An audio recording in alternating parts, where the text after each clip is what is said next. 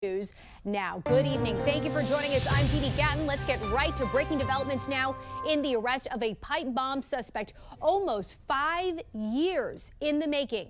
Our team has got you covered. Former FBI agent Dr. RJ Toledo joins us with a deeper look into the investigation. Plus, Christian Flores with a look near the suspect's home where he was taken into custody this morning. But first, we go to Ryan Smith at the live desk with the newly released image of the suspect as well as the charges he is facing. Ryan? Yeah, the suspect here who evaded arrest for years, previously seen only in this grainy surveillance video. He has now been identified and arrested here. He is 30-year-old Brian Cole Jr. Investigators reviewing credit card purchases of pipe bomb components, cell phone data, and a license plate reader to zero in on their suspect Cole, along with tens of thousands of video files. Let me be clear, there was no new tip, there was no new witness, just good, diligent police work and prosecutorial work. And I pledge to you that the United States Attorney's Office will take this case across the finish line. Oh, he's charged with transporting an explosive device and malicious destruction by means of explosion. Pam Bondi now saying more charges could be coming. The pipe bombs are found near both the Republican and Democratic National Committee headquarters on the eve of January 6th insurrection. And staying in Virginia, twin brothers have been arrested for allegedly conspiring to delete and tamper with multiple U.S. government agencies' databases. Today, prosecutors said that minutes after Manib and Sohab Akhtar were fired from their federal contracting job, they accessed and manipulated critical systems. The two have already served years-long prison sentences after pleading guilty in 2015 to federal charges tied to data breaches at the State Department. The two denied any wrongdoing in a Bloomberg interview earlier this year. Continue to follow the breakthrough in the investigation into the pipe bombs planted in Washington, D.C. before January 6th. Joining us now is Christian Flores with our station WJLA in Washington, D.C. And Christian, I know that tonight you're on Capitol Hill. You're at the RNC headquarters where one of the pipe bombs was found. But earlier you were out in Virginia. Law enforcement was seen at the home associated with suspect Brian Cole Jr. What do we know about any evidence taken from the house or any neighbors? Well, we were there pretty much, we had crews there the entire day, and detectives were there pretty much until about 6 p.m. And that's when we started to move back up here to the RNC and the DNC headquarters, which was just down the street. But as far as evidence, our cameras definitely captured detectives going in and out of the house, but there already was a mountain of evidence. At the announcement today, we heard from these law enforcement leaders saying that they were able to gather a lot of things, including exactly where the suspect's cell phone was pinging, and also they checked his bank records to see what he purchased, and he allegedly purchased a lot of the bomb-making items that were found on these pipe bombs. And do we have any evidence, as you were just speaking there, we were showing the aerial views of the neighborhood, and you just saw it was just striking, all the law enforcement vehicles lining the side of that neighborhood. Do we have any evidence as to what could have been a motivating factor behind this pipe bomb case? Yeah, so the law enforcement leaders stopped short of saying any sort of motivation or if this was at all related to what we saw on January 6th. Of course, this is still very early in the investigation. Even though this legal process has kicked off and it's gone to the courts, there's still an investigative process, as you saw with those images. Detectives are still searching the house and serving these search warrants. So that's something that we're going to wait to see if we get any sort of updates, if they're able to connect any sort of motivation to the planting of these two pipe bombs. Obviously, yeah, political motivations will definitely be investigated, as you can imagine, considering the timing of it all. Christian Flores reporting tonight in Washington, D.C. Thank you so much. After a nearly 5-year investigation, police arrested a 30-year-old Virginia resident as the suspect who planted the pipe bombs in D.C. on January 6th. Yesterday, investigators also revealed when they searched Brian Cole Jr.'s residence, they found pipe bomb making materials inside where he lived with his mother. So why did it take 5 long years to solve this? Joining us this morning is former FBI Special Agent in Charge, Jody Weiss. Jody, good morning to you. It sounds like basic detective work really that led to this suspect. He was in the area the whole time. So as a veteran law enforcement agent, how did this go unsolved when it seems like this evidence was there? There was nothing new that led the FBI to him. Yeah, great question. It makes you wonder if they were actually looking for him 4 years ago.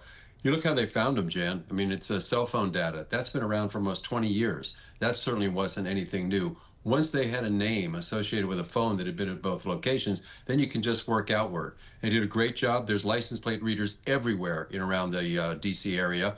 And then once that, you can get financial records and go back and say, what was this guy might have been buying? And lo and behold, having those devices that didn't function, you had great comparative evidence, forensic evidence, to compare what some of his purchases were. So they were able to go back, I believe, Janine Pirro said, to 2019 and look at what he was buying, which were bomb components. So great job. But yeah, it's a head scratcher as to why this wasn't solved about 4 years ago. Well, and FBI Director Kash Patel said himself the prior administration refused and failed to act on information they'd gathered. Attorney General Pam Bondi said that the evidence used to track him down had been collecting dust. But for someone as dangerous as this, the suspect, because as we know, those bombs could have detonated. They did not, but they could have, and it could have been catastrophic. Why would the FBI not prioritize this?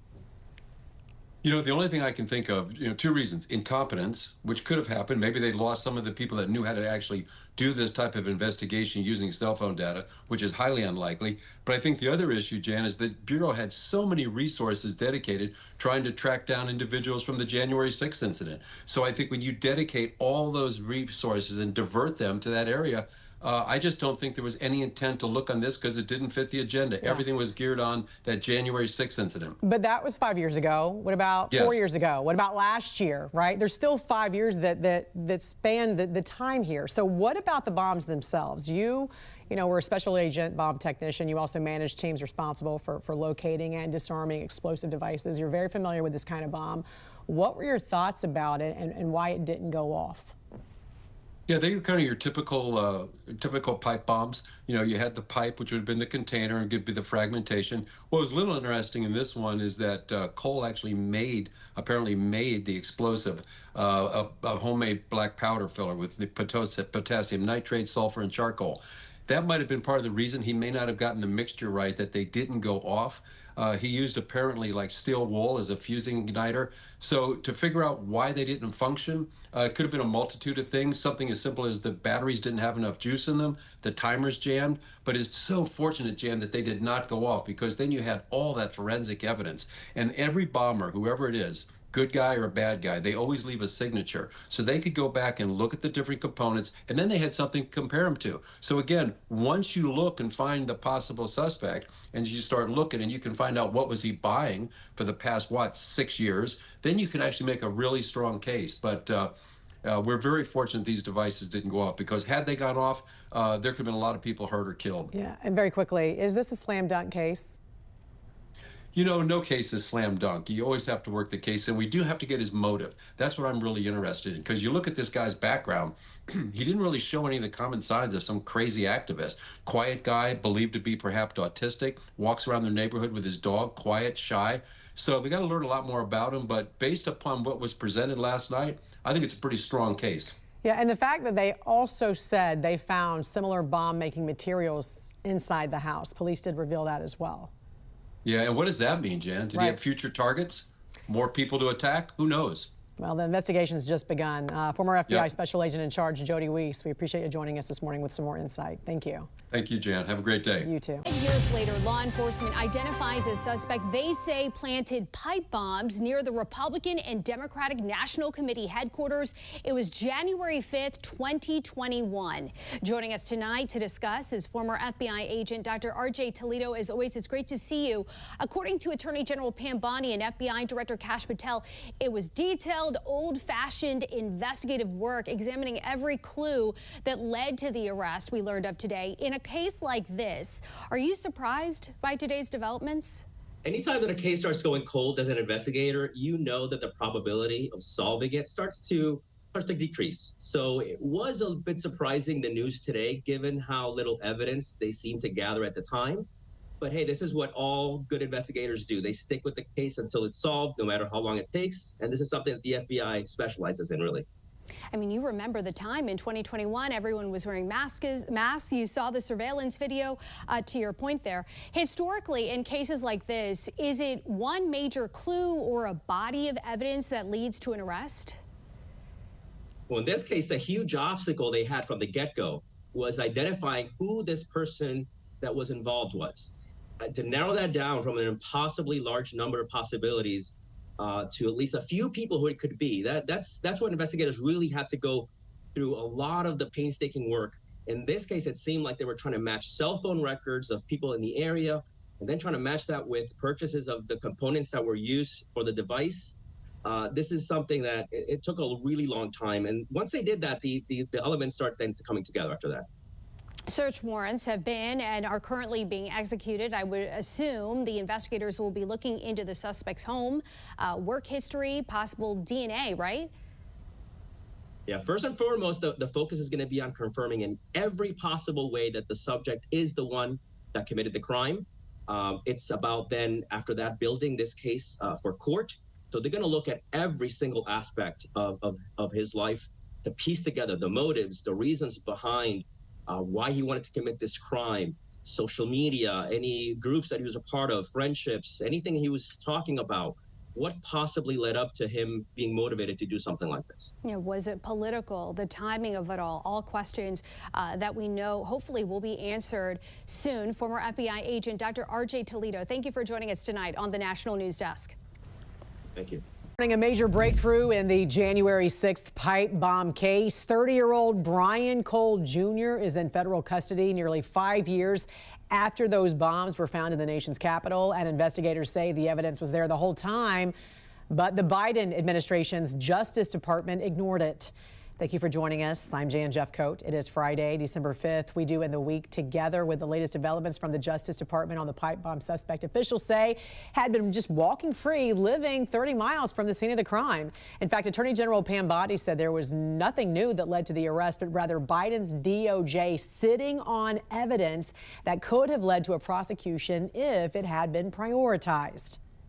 The FBI, along with U.S. Attorney Pirro and all of our prosecutors, have worked tirelessly for months, sifting through evidence that had been sitting at the FBI with the Biden administration for 4 long years. Let me be clear, there was no new tip, there was no new witness, just good, diligent police work and prosecutorial work. And we want to get right to Mark Boyle at the live desk with the very latest developments for us this morning. You know, you got to think this is sort of a sigh of relief for so many people. This was a long time coming. Hopefully this is the end of it, too. And they're going to continue to come out with new information, though, Jan, because we've heard nothing for so long. And now the new details within the past 24 hours includes new evidence found inside the suspect's home. The suspect accused in planting those pipe bombs at the DNC and RNC, now back in January 2021, is in custody this morning. His scheduled court appearance later today. His name is Brian Cole Jr. U.S. Attorney for D.C. Janine Pirro said he was found living in Woodbridge, Virginia, about 25 miles away from the Capitol. And according to federal leaders, no new evidence was ever presented in this case. It was just that good police work, they say, led them to the suspect. This is in our nation's capital where this happened. And now, thanks to the FBI, we know that this defendant was living just miles away from here in Virginia. A little more on the background of the suspect here. He is 30 years old. He is accused of planting 2 different pipe bombs, one near the DNC, one near the RNC, the night before January 6, 2021.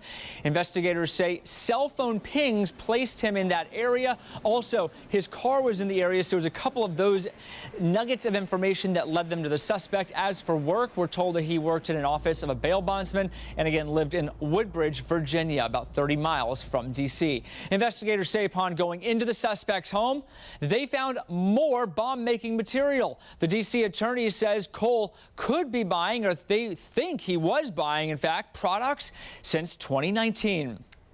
This defendant will begin his journey through the criminal justice system. And I pledge to you that the United States Attorney's Office will take this case across the finish line. Cole should be making that appearance in court in just a few hours. We'll track it for you here at the live desk. Thank you all for being here for this critical investigation we've been working on for a very long time. We deeply appreciate it. Thank you for the kind words, Attorney General and Director. I appreciate it. Folks, this is what it's like when you work for a president who tells you to go get the bad guys and stop focusing on other extraneous things not related to law enforcement. This is what happens. We had a great team. I know it's said a lot in this business. It was a team effort. It becomes cliche, but cliches are useful for a reason because they matter. And this was a team effort. The director and the attorney general emphasized that it was not a new public tip this came from. This was our internal work at the FBI. And I want to just really express my sincere gratitude to this attorney general and this president for allowing us the latitude. I spoke with Ms. Bondi very early when we, maybe day 2, and I said, we're going to get this guy. And she said, yes, you are. And we did. I want to also thank, he's not here, but Deputy Attorney General Todd Blanche, who we deal with often as well, who could not have been more supportive. Whatever process we need, Judge Janine, Todd, and Attorney General Bondi, they were there. All you had to do, they were a phone call away. And their team was amazing. We actually never had to make that phone call because they were always responsive. Thank you, Judge, as well. You were amazing. Folks, you're not going to walk into our capital city, put down 2 explosive devices, and walk off in the sunset. Not going to happen. We were going to track this person to the end of the earth. There was no way he was getting away. Well, we didn't have to track him to the end of the earth. It wound up in Woodbridge, Virginia. I want to thank the team. They were amazing. They never let this go. Again, Attorney General Bondi, for your incredible support. Director Patel, Judge, I know they're giving me a lot of unnecessary credit, but make no mistake, they were intimately involved in this and were there for all of those supportive mechanisms, and I deeply appreciate it. The man whose team did the work is the Assistant Director in charge of our Washington field office, Darren Cox. Darren's got some comments, and Darren has some more details on the case he can provide. So thank you all for coming. We appreciate it.